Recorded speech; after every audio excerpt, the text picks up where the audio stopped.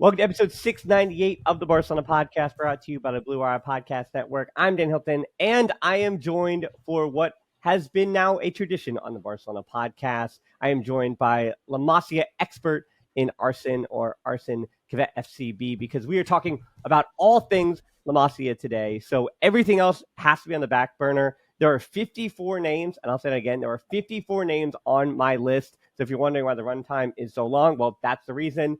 And Zalukis, Rooney Bargi, those are not among those names. That's news for another day. Along with any first team news, we're not really getting into that today. Today, the focus is the academy. We do this twice a year. Arsen and you have been helping me out now for quite a few years. So we're doing the academy, we're doing Barça Atlétic, but we're going all the way down. We're going lower in the categories than we've ever gone before. But the caveat is, why do we go so low? And is it fair for us to be talking about that? That is a topic that we are going to get to at the end. Arsen, and I usually say this to my guests when I say, are you ready? But in this case, I really, truly mean, are you ready? Yes, let's go.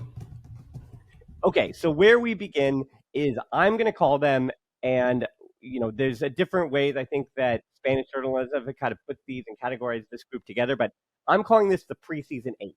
That's where we're beginning with 8 players that will likely come with Hansi Flick and the first team to the preseason tour to Asia. So that is why we are beginning our conversation talking about the 8 players that seems like if Hansi Flick is taken to the preseason tour, they're the ones that are on the bubble of the first team. And very, very much like Marc Casado and Marc Bernal last preseason, we might see them more than we think we do. And that 8 is Landy Ferde, the center back / right back, left back, an 18-year-old from the Ivory Coast. You have Jofre Torrens, the left back, who can also play at left wing or center back.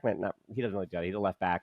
18-year-old who had a few injuries, all those things. Ibrahim Diarra, the attacking midfielder from Mali, who joined the U19s in January, also plays on the right wing and right midfield. Guy Fernandez, 16-year-old, his position, I have no idea. I mean, left midfield, maybe, I don't know, false 9, left wing, center midfielder. We'll talk about him. Tony Fernandez, attacking midfielder, yeah, but also right wing, left wing, also a false 9, 16-year-old, the two cousins.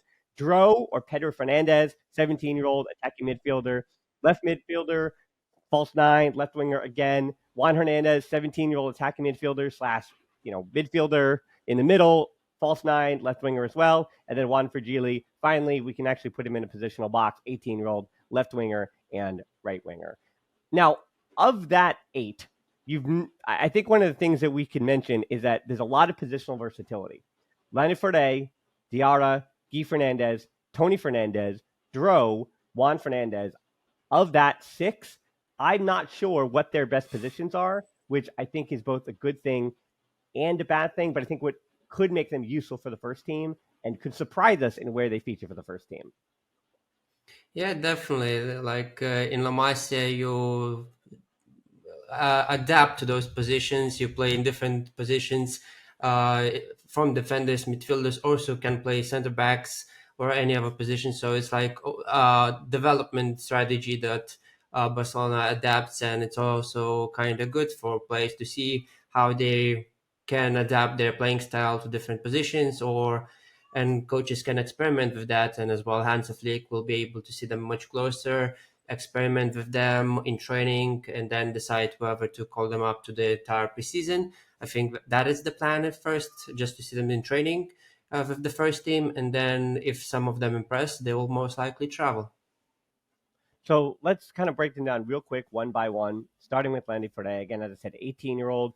Now, a lot of credit to Juan Mercat, who writes for Sport, because these, we'll say his ceilings, these are the ceiling players that he's connected them to, which I tried to come up with different names and change them, but I kind of like most of them. So those are kind of what we're sticking with.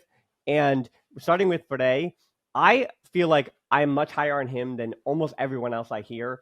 I think that there is something very special about this player. He's powerful and quick. He's good in the air. He also has the ability to play fullback, as we talked about. Yes, there are some mental mistakes with body positioning, but Mercat compared him to Koundé being his ceiling, and I completely agree with that. A guy who's probably best as a center back, but if he winds up being a right back or a left back at the top level, that is not that crazy because I think he could also play at a very high level at that position. So, I mean, for you, again, I've been high on Landy Ferde on the show for a long time now. So what would be the argument as to him not breaking through? Because he had some injuries early on that kind of put him off track. But we're talking about Bernal, Kubarsi, Lamine Yamal. Like that was him. He was in that like almost foursome with those guys as being a high prospect. Got injured, fell behind them, which is not really fair because Lamine Yamal was 15 in the first team and Pau Gasol was 16. So it's not like that's that crazy. But I mean, basically giving the argument as to why Fred is not going to be joining them within 2 years' time in the first team. Yeah, Landry is also like in that massive bracket, as you say, Paco Barcia, Lamine Yamal.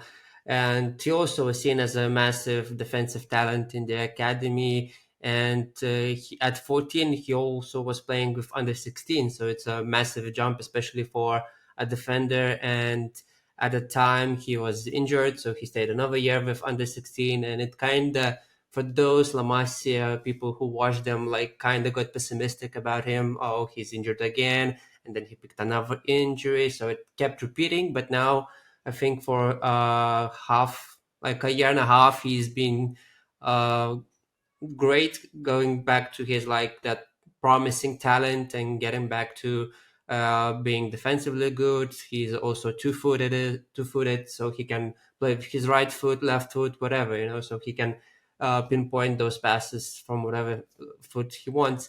So that's a massive positive as well. And as you say, he has been developing well, but there's still some mistakes that can be improved and things to work on. But of course, it will depend on Hansi Flick if he can be a positive to the team and if he will actually get into the first team as a more prominent role. Yeah, and he will be playing along the back line. We know that. Let's switch over to the other side. Well, even though Fred does also play at left back, but no, Joffrey Torrent is a left back.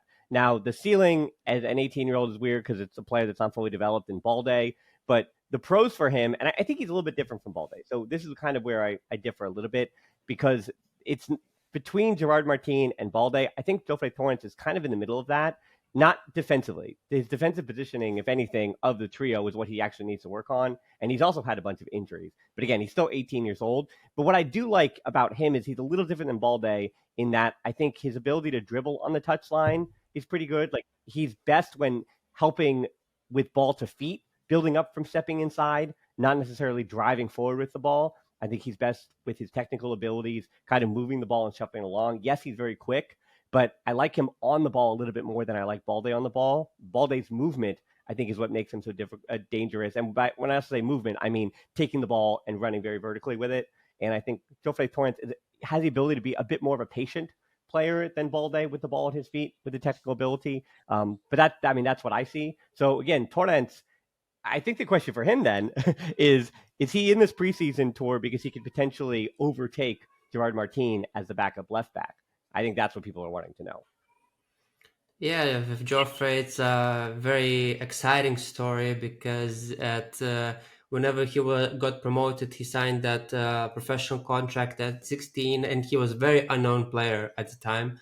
And I was the first one to make a video on him when he was still a cadet A player under 16s. And he was unknown name. He suffered an ACL injury with I think Spain national team, and he missed entire year, so there was nothing on him. Then he came back. I think he came back much better as a much better player than he was before his pre ACL injury. So that's a crazy story, to be honest. So, and he has been doing well with Belletti, developing well, and he kind of has that maybe balder things in his, like the way he gets away from his marker and then sprints with the ball as well. So it's kind of similar to Balde, but overall his profile is a bit different. He's more like creative, but still able to dribble with the ball. So he's a very exciting and interesting player to follow. So it will be interesting to see how things develop with Gerard Martin and Joffre, because if an offer arrives for Gerard Martin, I think the club will definitely look to make a profit for him as well. And maybe Joffre will be a permanent fullback, or the club will look for another fullback to if they're not satisfied with Guerra Martin and both Joffre, but it depends to see how it goes in the preseason. Yeah, next up is two guys who I think the comparisons are kind of tough. Ibrahim Diarra, again, 18-year-old. I guess he's a right winger, but I think a lot of people profile when they saw him with the U17 Mali team at the U17 World Cup. In the middle might be where he eventually is most dangerous. But to me, obviously, the dribbling and the verticality he has when he gets the ball to feet. Powerful left foot as well. He does have a goal scoring touch for his age group. We saw him help the U19s win the UEFA Youth League with the 2 goals he had in the final. To me, the cons are really the fact that he just joined in January. And when people say catching up to the Barca style, his pressing it's going to take him, I think, a little bit to figure out defensive positioning, boring things like rest defense, all that stuff. I also think the thing with him is going to be when to release the ball. He does seem to hold on to it a little bit too long, so that's also what we mean by Barca style. It's just I think he's so used to at the African Foot Academy solving problems on his own that he's going to have to learn to release it. Now, the comparison that was given by Sport was Michael Olise, who currently plays for Bayern Munich. And I don't really love that one because Elise is, I think, much more a central figure where Diarra, I think, at his best will probably profile as a winger just because that kind of verticality, I don't know why you put that in the middle of the field. And it is a similar kind of almost Lamine Yamal debate. I hear people always saying about Lamine Yamal in the middle, but I just don't understand why a player that consistently attracts double or triple attention on the wing and moves your entire defense, why would you put that player centrally when everyone just kind of can collapse on him? That's, I think, the argument why Messi never moved to the middle until obviously, he's in his late 30s now with Inter Miami. But even Messi in his early 30s would still begin on the right. Now, obviously, Lamine Yamal, not comparing him to Messi, Diarra, very, very, very different players from Messi, even at his best. That's not what I'm saying. But for Diarra, is he a little bit too raw now? And is he just kind of getting this bid to the first team? Because, again, if you can catch him up with the first team, though, that does wonders for you as opposed to just trying to catch him up with Barça Athletic, who are going to be playing in the 4th division next season. Yeah, with Ibrahim, it's another very because in recent years, Barcelona, especially for the Athletic, they have been signing those central midfielders that play in also on the wing and also centrally. So Ibrahim Diarra kind of follows that trend of Barcelona because under Belletti we also saw him as a 10 centrally playing in that role, and maybe I would say his best games were there than as a winger. So it's another interesting versatility problem to figure out for the coaches. And I would say if he again impresses Hansi Flick, why not? But for now, I would say he's a bit too raw. But the potential is very high with this player, and I would say under Belletti he will do very well in 4th division, help them to get promotion back to that 3rd division, and as he knows that player, also kind of adapted him a bit to that Barcelona style. So I would say maybe he needs a bit more time to flourish those things that makes him a Barcelona level player. Well, speaking of potential, we're talking about two cousins who were born in Rubi, nearby Barcelona. Guy Fernandez, again, 16-year-old. It's crazy because at 16, it feels like his stock may have gone down a little bit, yet he started more games than I'm not sure of the stat here. I think he started more games than any 16-year-old has ever started for Barca Athletic. Or no, he'd be second behind Marc Bernal from the year before. But Guy Fernandez started everywhere. He started, again, left midfield. He started at center midfield. He started as a false 9. And what you're getting here is Guy Fernandez, wherever he was put for Barca Athletic, his versatility, he is good at everything. Physically, he's already there. His good goal scoring instinct, very technical player, hardworking, ultra competitive, all those different things. Now, as a 16-year-old, to me, he looked sometimes like he could have better composure on the ball. I think his decision making can be better at times. And between him and Tony Fernandez, because I'm kind of going to lump these two together when I shouldn't, because Tony Fernandez, so the Guy Fernandez comparison is Fabian Ruiz. Again, I don't really love that one because Guy Fernandez, I think, is much more versatile. And I think his best position might actually be the 10. Maybe, I'm not sure, because Tony Fernandez, his actual best position is probably the 10 as well. His cousin, the 16-year-old. And his comparison is Griezmann. And I think for Tony Fernandez, the Griezmann comparison is right on. I think that is almost perfect. Because, yes, the guy could play a false 9. He could play on the wing. the attacking midfielder. And clearly, every time Tony Fernandez is on the field, he's one of the best players on the field. I think his game reading instincts was the best that I saw with Barça Athletics this season. Just understanding the game phase and things like that. He's got a great left foot. He's very dribbly.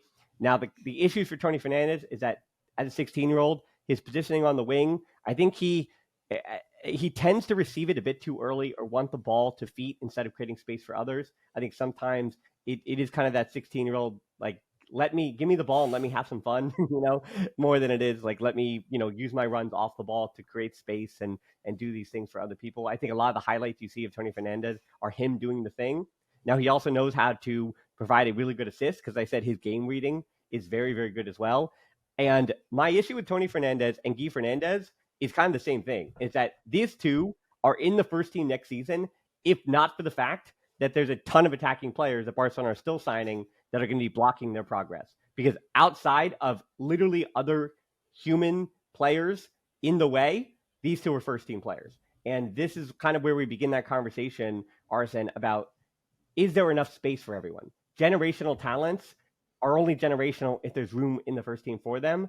And, I think that's this argument that you and I believe that if you're that good, you will make the first team. But I think a lot of people are starting to say, hey, there's 6 or 17 to 23-year-olds in the first team, and you've kind of hit your limit. And now anyone else who's not there, you're just not going to get your chance. But you and I kind of disagree and say, if you're good enough, you can be there. And I think for Guy Fernandez and Tony Fernandez, are they going to be good enough to be there when there's all this other competition right now and Barcelona are still signing? Well, I would say even both. If you're good enough, you will be there, but you also sometimes need a bit of that luck, Yeah, as bad as it may sound, like maybe an injury to another player or a person leaving also contributes to that luck into reaching that first team. And even Barcelona being crippled financially also was a blessing in disguise for La Masia, because we have seen much more players debut for the first team than in previous years. So it's also contributes to that luck factor. And with them both, it's hard to say because the overcrowding of the midfield and the attack, especially with Nico Williams coming, Rooney, whatever the plan is with him, and then there's also Rashford rumors still going on, so it's kind of difficult to get into that first team spot without departures in the squad. But without it, I would say they're definitely like the biggest talent in that area, especially for those 16, 17, 18 age range. And especially under Unai Hernandez left Barça Athletic, it was the cousins, Gila and Tony, who took over with the subsidiary and started scoring goals, providing assists, even like both of them scoring in the same game. It's also fun to follow them and watch them. So hopefully they will make it to that first team. As always, they mentioned in the interviews or in the post, their dreams are to reach that first team and play as their dreams to be in the first team and complete that dream, and maybe even win the Champions League as we approach the next season. Yeah, it's interesting too because those two, when you talk about La Masia making money, there's a market. And Guy Fernandez, there were rumors of his outro, but he recommitted to the club. And at that age, at 16, it's so difficult to have all of these other offers being thrown at you because your position at the first team might be blocked. And the next trio, I think, can almost fall in that category between Dro or Pedro Fernandez, who's kind of come out of nowhere. He joined with the U16s just a few seasons ago. He was generally starting to play with the U18s. UEFA Youth League, and then the U19s. So Joe Fernandez to be around the first team is kind of making a little bit of a jump. And as an attacking midfielder, left winger, again, false nine, can play a lot of different spots. 17-year-old, he's, again, surprising because to hear him being in the first team, it tells you that Hansi Flick is really liking what he's seeing with his playmaking. He's got a good right foot that is dangerous coming off the left. His technical skills are also really good, and he's, once again, a good reader of the game. And that means he's a player like ready for the first team in that way. Now, his consistency in affecting the game, defensive duties, not sure about that stuff.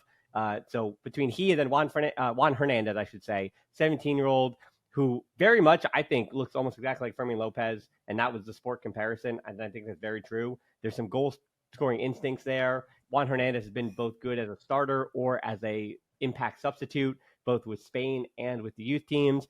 He's got a lot of technical ability in the final third as well. So Juan Hernandez, yeah, for him, it's always there's also a lot of players blocking him, but really good between the lines. And then Jan Virgili, I don't know if he actually, or John Virgili, I should say, does not really belong in the category of these other two, but he's only 18, still just a left winger, right winger combination, very, very dribbly in 1v1 situations, offers width, change of pace and direction are really good. But I think very much like all the other names I've been mentioning, his defensive positioning is sometimes suspect, and that's to be expected when, again, you're 16, 17, 18 years old. But is there a reason why between or Pedro Fernandez, Juan Hernandez, and John Virgili, it feels like all three of them are like a year away at least? And if you had to pick between the three, I'm not sure all of them are going to be in that first team. Of this 8 that we're mentioning, I think these are the 3 that are kind of that next step down, but also Hansi Flick is liking them for a reason, right? So do you think there's a surprise that any of them were named to the preseason tour at all? Honestly, I would say no, because all of them had a good seasons as well. Jan Vergili just arrived from Nastic Tarragona, playing for their main under 19 team, but in the second division of under 19 league. And I think he was like their top scorer with 17 goals, and he was still managing to contribute to that good front line of Belletti, of Hugo Alba, Arnaud Prades, and him.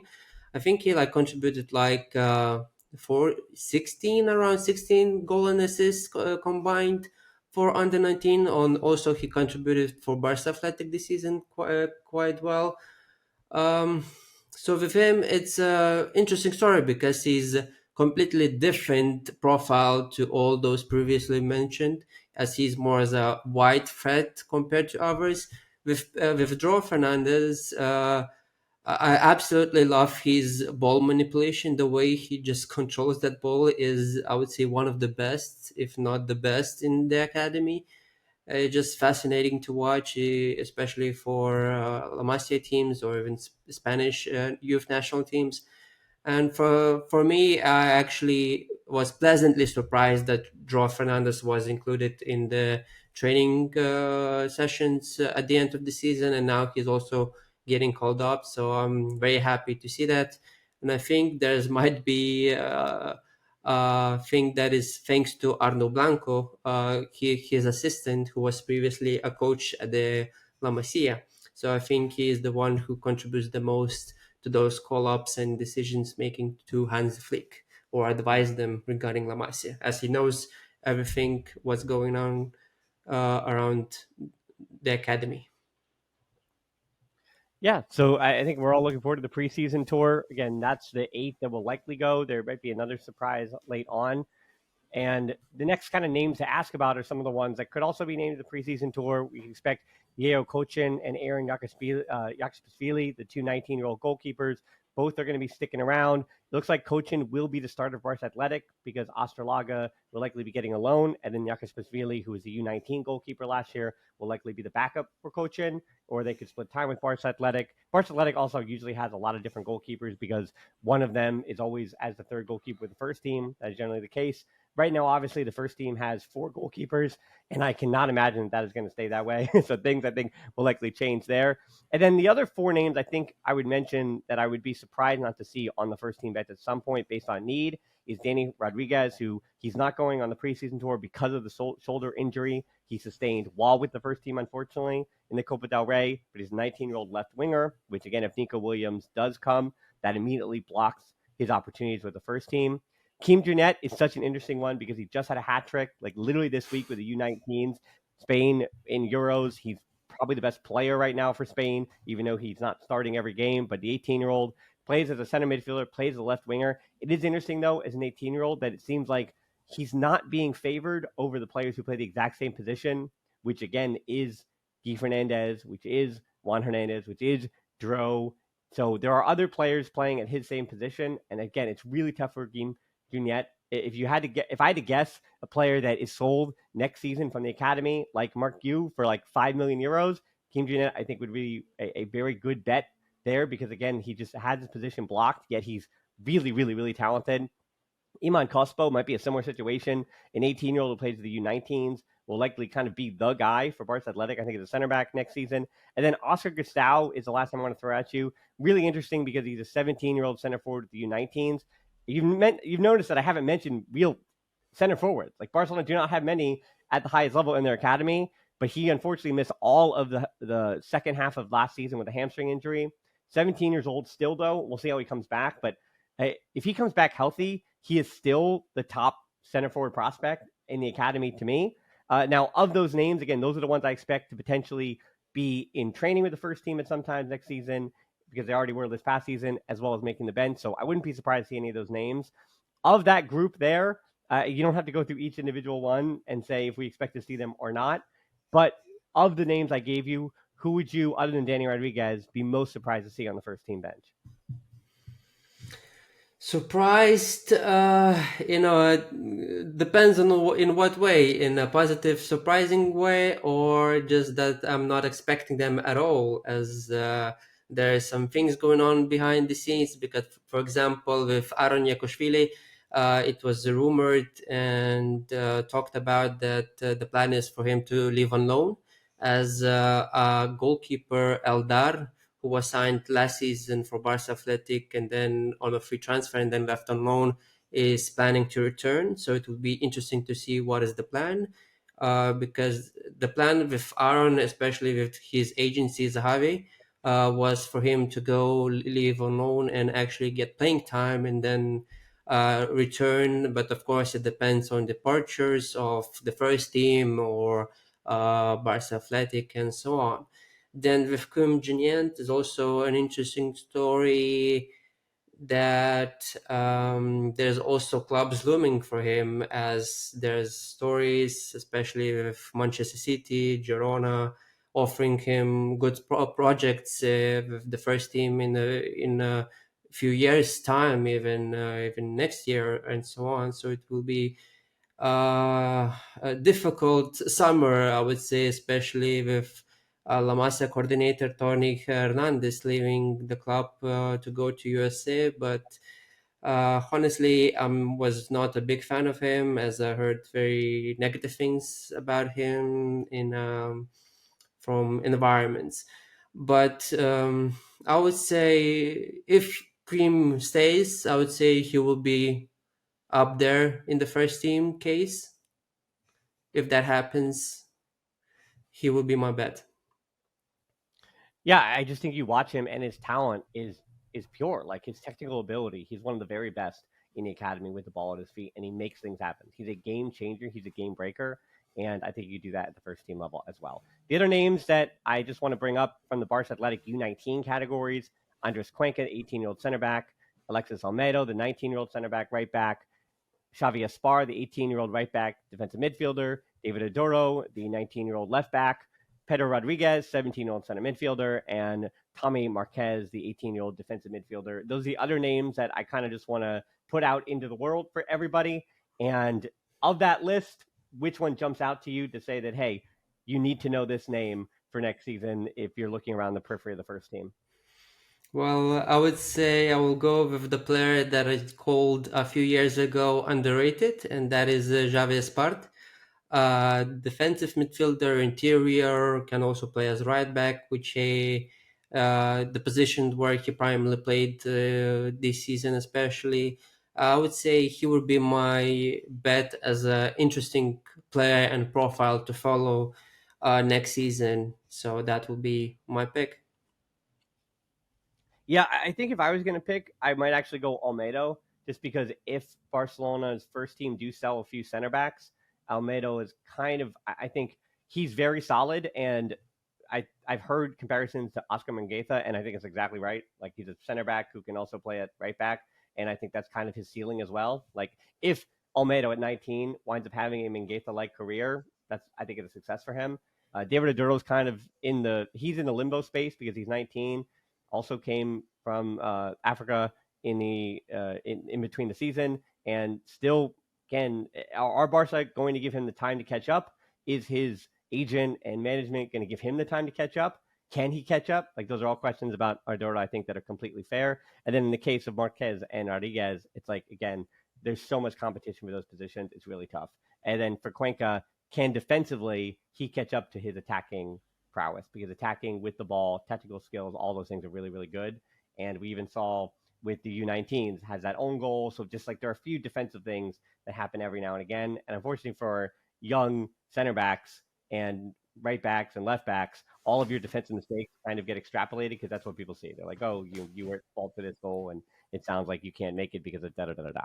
Okay, we've been talking a little bit about players potentially leaving the club. So let's do our outros right now. That's this segment here. Let's start with Pedro Soma, who will return to Cornea. Barcelona surprisingly did not pay his buy clause. So I really thought the Barca were just going to pay it and then sell him on if they were going to. And I also thought as a defensive midfielder, he was just good enough. Like, to me, he reminded me a lot of what Marc Casado did the year before. And I know that he's blocked to get to the first team by Casado and Bernal, ironically. And obviously he doesn't want to play in the fourth division in Spain. But I figured, again, at that price, maybe Barca did test the market and they just couldn't find a bigger number out there for him than what was worth for his buy clause. That's frustrating to me. Pau Prim also frustrating because he's been gone for quite some time, did not play for Barça Atlétic for the second half of the season. He's heading to Saudi Arabia. Alex Garrido, after 13 years at the club, is heading to Eibar. I mentioned it on the previous show. Hugo Alba, a 19-year-old center forward, is heading to Serbia. Sergi Dominguez, as people probably remember him from the early parts of the preseason and first team last year, 20-year-old center back, is heading to Dinamo Zagreb. 1.2 mil fee with a 20% sell-on clause. I love that. That's a little bit of money. That's going to help the first team FFP right away. Noah Darvic, this is kind of a disappointing one. As of today, he is off to Stuttgart, which I actually had in my notes that I made 3 days ago. Arsen, you'll be proud of me here. I had, it says 18-year-old. He would be a great fit at Stuttgart. I actually wrote he will be a great fit at Stuttgart, but unfortunately I didn't tweet it, so nobody knows. But he is actually off to Stuttgart for a small fee with no buyback and no sell-on clause. He came for 12. He came for 2.5 mil. So a small fee with no buyback and no sell-on clause. That to me is kind of a failure at his time. I know Pradas is not gone yet, but it seems like he's got one foot out the door. And then Ido Gomez, he's off to Ajax. He's a U16 cadet A defensive midfielder. So he has made the choice to head to Ajax. So those right now are the La Masia, we'll call them the major outros. And I think of that group, the highlight to me is, I guess, the 1.2 mil with the 20% sell on for Sergio Dominguez. I think that's great value for a player that I just didn't think was Barca first team level. And then I think the failure here is Noah Darvic. He's still 18, but clearly I think he did not want to play in the fourth division in Spain, and that's where he was going to be playing, because I don't think that he ever really hit the ground running at Barca, because I watch him with Barca and then I watch him with the U19s with Germany, with the U17 with Germany. I say those are two different players, and he was just never that guy. But I think, do you think it's a little bit of a failure that Barca got no buyback and no sell-on clause for him? Well, I would say there's more to that story than what is first reported by Sky Germany. So I would say a bit to wait a bit more for information, because I wouldn't think that Barcelona would leave with such empty hand, even in this case, as we paid almost 2.5 million for him a few years ago. So it would be a massive failure just in uh, FFP reasons, as well as we need to cover that amortizations and fee for him as well. But yeah, I would say he didn't adapt that well to Barcelona style. As you mentioned, he was completely different in German national team compared to Barça Athletic when he played. But whenever he played, he had a few good glimpses of actually playing good football, but it never came to that regular playing time.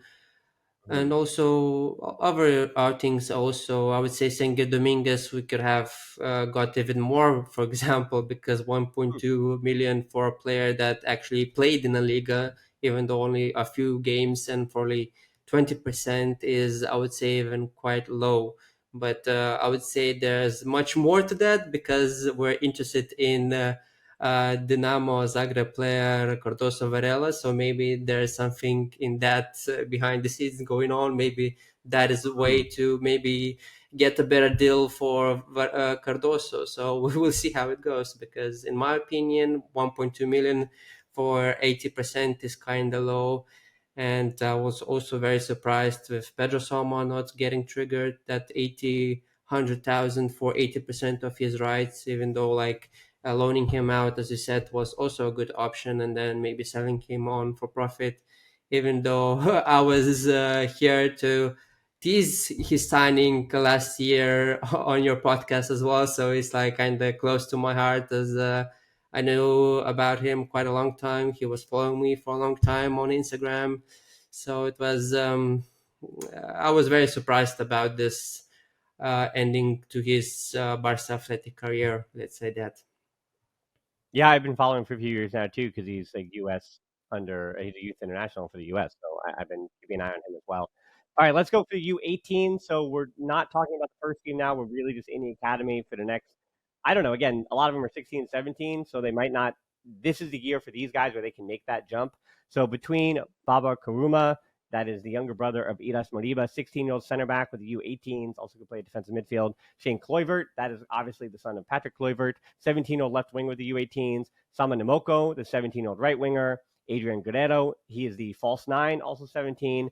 And Pedro Villar, 17-year-old defensive midfielder, who I've not yet mentioned. Pedro Villar, of that list, is the name that you and I have not spoken about here on the show. So we did get a question about you mentioning what you think the ceiling of Pedro Villar is. But from that group, Baba Kuruma, Shane Kluivert, Namoko, and Guerrero, which of that group, after you talk about Villar, is the one that you feel like is going to, if they become a regular for Barça Athletic or make that jump up, which one of that group do you think is would potentially make a quick jump up to Barça Athletic or something like that this season? Okay, so Pedro Villar, unfortunately, he suffered quite a few injuries this season, so he wasn't able to play a lot of minutes here and there. But he's a very interesting pivot, I would say, as he also arrived together with Droy Fernandez from Valmernor. So he is kind of that Rodrigo type player, Rodri from Manchester City. I like him a lot, but unless he stays fit, it is kind of difficult to see him approach that first team. Maybe Barca Athletic would be his playing time there and there in a few years if he stays. But regarding the free players mentioned, I would say Baba Kuruma without a doubt would be like the best pick. But you never know how it goes. Again, as it sometimes needs a bit of luck for other players as well. With Baba, he's center back slash pivot, and a lot of people asking him to be played as a pivot, but he's also playing as a center back. He also can play as a interior winger, and also he played this season as a left back. So I've seen him like in all multiple positions in different seasons now. And with him, it's an interesting story because I would say he will be even next season in this 2025-2026 he will be maybe even making a debut for Barca Athletic officially in fourth division, as I expect Thomas Marquez, who's having a very good Euros with the Spain national team, will be the main guy to play there. So it'll be interesting to Mhm. see their competition, as I know that Paul Planes is a big fan of him, of Baba, and Balletto also had him call up for Juvenile A, which is under 19. So that's a big talent as well. Yeah, I totally agree. I think also with him turning 16, he signed that professional contract. And I would assume that there were some guarantees about his path and his path to the first team because Man City were offering some big money. Other clubs were offering some big money for him. So for him to sign that contract, I think there were some guarantees about his path to the higher levels. We'll say that in the next 2 or 3 seasons as well. Let's jump down to the U16s. Now, there's basically one name, Ibrahim Tinkara, the 15-year-old attacking midfielder for the U16s, left-footed. Yes, he got injured this season, but that kid is when we talk about the cadet A, so the U16s, That's the kid to talk about. I'm not going to let you try to convince me otherwise. Not that you would, but yes, it's Tunkara. And then there are some other names to mention here in Juan Ingles, the 16-year-old center back, Mikel Zouk, 16-year-old center midfielder, Orien Gorin, the 16-year-old center midfielder, Aleo Drame, the 15-year-old right winger, Ismail Ziani, the 15-year-old center forward, Gorka Bouil, the 15-year-old attacking midfielder, and Roberto Tomas, the 16-year-old center forward. A lot of attacking talent, a lot of center midfielders. I didn't mention any defenders at all because the U16 Barcelona had possession like 90% of the time, and they just constantly push forward. I mean, we don't really have the time for you to break down every name there, but of those names, who kind of, again, jumps out to you, where very much like the last one, I'm going to say, don't talk about Tenkara yet, or start with Tenkara. Either way, he's kind of a different category, and then you can talk about the rest of them, because, again, Tenkara at 15, he's the player that you and I are both extremely high on. That is true. He's 15, but he plays up multiple levels, and that's a player that if he makes his debut for Barça Atlétic at the end of this season, as what, he'll be 16 at the time, that to me is not, oh no, sorry, he just turned 15. So he'll still be 15, and he turns 16 then next season. So, but even as a 15-year-old, if he makes his Barça Atlétic debut at the end of this season, not that crazy to me at all, just because of the sheer talent that he is. If we'll see where E. Fernandez and Tony Fernandez and the other ones we talked about earlier wind up. But yeah, from the rest of that group, who stands out to you as well? Well, for me, it will be between two players, Michal Zhuk and Roberto Thomas. Even though Roberto Thomas is technically under 16 player, he has been playing with under 18s under Paul Planes. And he has been doing quite very well as that striker, even though he arrived as an attacking midfielder type player from Cornella. So he has been doing very well, as I previously mentioned, and I think he was like among top scorers for Planas team. So it's very unusual to see that. Last one to do that was Hugo Alba, who arrived as a 15-year-old for under 18 side and was the top scorer for that team. And regarding Michal, is also a good positive that he has been improving this season quite significantly. So that's a massive positive look for his future at the club, as he previously quite struggled, especially with physicality, as he's not that physical, but the technicality is top level. And for him to flourish, I would say he would need a possession-based team to play in order to see him at that top level professional football. And of course, then we come to Brima Tunkara, we cannot just ignore as seen as a next big thing from the La Masia. And I would say, even at 15, I would say he will be playing under Paul Planes for the under 19. So kind of following that Lamine Yamal road, just in the pathway to the La Masia Academy teams. So that is the name to be following around in the next few years, even especially as his agency he signed with Zahavi agency also has a good relationship with the club, so maybe we'll see him stay for many years. Yeah, again, at that level, we're talking 2-3 years out, likely. But again, Tunkara at 15, you never know. Again, you might be 2 years out. We don't know what happens in the first team. A lot of things change very quickly, and also his progression, if he can stay healthy, that left foot is that Tunkara has is just really special. All right, now we are going to uncharted territory, to the U13s to U15s, and here's why we're doing this. I'm going to say a lot of names, and we're going to start. We're going to go with the U. Where are we going to start here? We're going to start with the U15s. We're going to start with Ruslan Mba, 15-year-old left winger, Pablo Pena, the 15-year-old goalkeeper, Ahmed Abarkane, the 15-year-old left back, Hugo Garces, the 15-year-old center midfielder. We're talking about Artem Reebok, the 15-year-old false nine, right winger, attacking midfielder. That's the U15s. U14s, we're talking Iker Nsang at the right back, Johan Levy, the center midfielder, Devine Ijihofor, the center forward, Palmi Mateos, the center forward, and Darwin Zamora, left back and center back. That's the U14s. That's the Infantile A level. I had to mention those names, Arsen, because the two players that the internet seems to be wanting to talk about and are saying some of the best prospects in the academy right now are only 13 years old. Fode Diallo, center forward for Infantil Bay, that's a U13s. He scored 96 goals in 30 games. That was reported numbers this season. And then the player that is getting probably too much attention right now in David Moreno is a 13-year-old center midfielder for U13s, has a sensational left foot, scored 32 goals from midfield this season, coming from Levante. Now, I mentioned all those names. I mentioned we're talking about 13-year-olds because Arsen, it is a weird place when you and I talk about the academy because 13 is really, really young. These kids are nowhere near the first team. And yet, again, Lamine Yamal made his first team debut at 15. And you and I spoke about him when he was 12 years old, that being Lamine Yamal. Like, oh, there's this one kid who's just doing way, way, way more than everyone else in the academy. His name is Lamine Yamal. 4 years on, here he is with the first team. Or should I say 3 years on, he was with the first team. And then obviously look at what he is now as a 17-year-old. So while it feels too young, sometimes they wind up making the first team.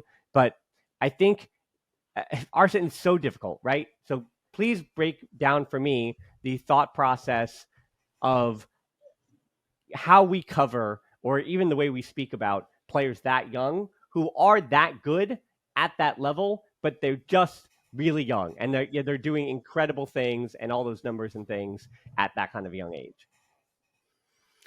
Well, that's a difficult question to answer, as you know, because it seems that with every year, professional players become younger and younger. So, but of course, the regulations do not allow to be that young, as we mentioned with David Moreno or Fode Diallo, who are 13, 14. So it's a bit early, but so it's always a difficult task to profile them, or if we see the first team level for them in the future, because the internet is also getting caught up with them, making them blow up, especially with their skills, goals, and whatever they do. Because what for the Diallo and David Moreno achieved this season is incredible.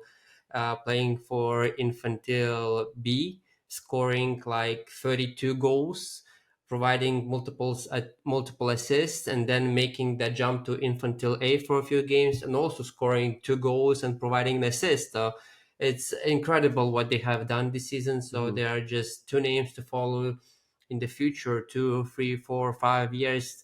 If they keep healthy, they'll definitely have potential to be in the first team in 2030. Even that's a hard thing to say, as we'll be getting older and older. But going up to under 14 team with, I was very impressed with Igor Ensag, who is a right back who I would say has made the biggest improvement in the academy, as he has been absolutely fantastic, as he's electric, great ball control, great dribbling. So he's also a great player to follow for the future. Then who else we can have for under 15? I would say Ahmed Abarkane, Moroccan left back, who has impressed me a lot as I saw him live in January when I went to Barcelona. And he has been absolutely outstanding. That Marcelo Adam Aznou type player, who absolutely incredible with the ball, creative, can dribble, can assist, can score sometimes a few goals, and also has that powerful shot in his arsenal that he can also improve even more. So that name is also, I think, to follow. Also Pablo Pena, who I say is the biggest goalkeeper talent at the moment. That Manuel Neuer regen, I called him, as he's also had a good season, making saves, also being outstanding in penalty shootouts in tournaments for the youth team. And of course, Hugo Garces, I would say the final name, a central midfielder, that profile of Gavi, who has been also a fantastic second half of the season. I think he picked up like 4 or 5 MVP in 4 different tournaments. And I'm just going to say that it happened just after I took a photo with him. So maybe it was also my contribution to that amazing season he had this season. So there's also a lot of talent coming up through La Masia, but again, if Barcelona will get more players and buy them from outside, we might not be able to see them reach the first team. As you know, example of Ilo Gomez, who saw that there's a lot of players in his position, and he decided to leave for Ajax. So that is the main reason why he left. Even though I rated him highly, I liked him, and I would say he had the best long ball passing in the academy from very very early age. So it will be interesting to see what the club does with La Masia, because the talents are coming that are very exceptional and they're developed for the first team. But if the first team prioritizes just buying from outside, splashing all that money, and not looking inside what we have, then there's no purpose. So hopefully, Laporta will not repeat that Bartomeu um, mistakes, that he kept splashing money on multiple players that became unsuccessful when we have that gold mine, even diamonds in the rough in the academy that we have to contribute to first team and even Spanish national team. Yeah, I'm kind of caught between two minds. Like we to kind of bring this full circle, talking about the preseason 8 again. In the days of Carlos Alenia, I've mentioned this many times, or even before that, again, I've been covering the academy for 15, 20 years now.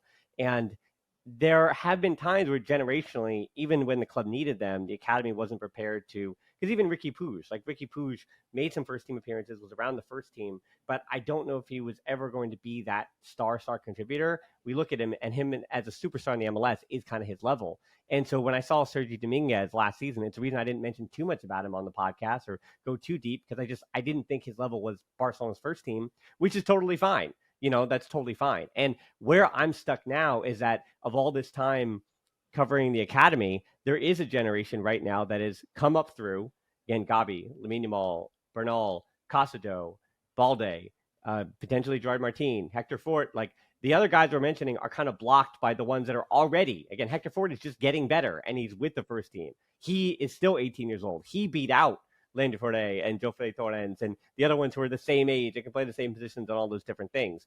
But where I'm stuck right now, Arsen, is that I kind of want to argue to people that usually I would agree with you that like the group even that Pep Guardiola came through in Isaac Cuenca and Dos Santos and Giovanni Dos Santos and Jonathan Dos Santos and Jeffrey Suarez, like those players were good enough to help out the first team occasionally from the academy. But I look at Tony Fernandez and Guy Fernandez and again Landy Forte and Jofre Torrens and I go, actually those guys could help the first team. Like this generation to me, Arsen, feels like they can contribute and they are good enough, right? And I think that's where I'm stuck between those two minds because the club is now finding the money again that they can reinforce the first team with guys who are already professionals. And I think at some point it is a business, and it stinks to say this, but like if Tony Fernandez is just worth 10 million euros to help out the club, then maybe that's what he is. And I think for you and I, like that hurts because we follow these kids for multiple seasons and we think that you and I think that they're good enough, but they're just being blocked by, they're 16-year-old, 17-year-old, 18-year-old kids who are looking for first team football. And maybe those appearances just aren't available because, again, they've got Ballon d'Or candidates and Lamine Yamal in front of them in the pecking order. And I don't know. It's like a tough pill, I think, for you and I to swallow when we think that these kids generationally good enough. Because I said this group feels like it's good enough in ways that other ones weren't. It's Sergio Dominguez and Tony Fernandez, to me, are not the same in terms of what they are and how they could help Barca's first team. One of them can fetch some money, which he did, and the other one, I think, is Tony Fernandez. Well, the funny story with Sergio Dominguez, he was seen as actually a very big talent in the academy from coaches, from several environments. But he also suffered ACL injury that also kept him out for a long time. And then only in a few years ago, he actually came back to his best because during COVID times when he played for the under 18 side, he was the best player for the team, being as a center back. So, and this is how it came that he wasn't seen as a big talent. So we never know how it goes in the academy. Everything can happen, but I would say, yeah, the generational itself that we're seeing, I would say also very big. But we also had big names, even though because social media wasn't a massive thing 10, 15 years ago. So we didn't see that generation to grow up to hype, as people say. So it's a difficult comparison to make, So, but definitely, I would also be positive to see that the club could make a few bucks as we go developing players, because when we see players like Pau Prim, Victor Barber, Ila Alkhomak leaving on a fee and just getting the training compensation fee that is amounts to like 200,000, while we will be able to get quite a few million from them. So I would say the biggest loss for the academy, for the project that we can do, even like losing players on a free when we can renew them on a 2 3 year contract, send them on loan. That is like also keeping as a big massive point. It's like not always needs to be about the first team. You can make money from the academy, just like Real Madrid does well with their players. Also, Chelsea or APL teams are doing a massive uh, um, sales of their academy players and making a lot of money. Of course, we don't have that, as they say, English tax to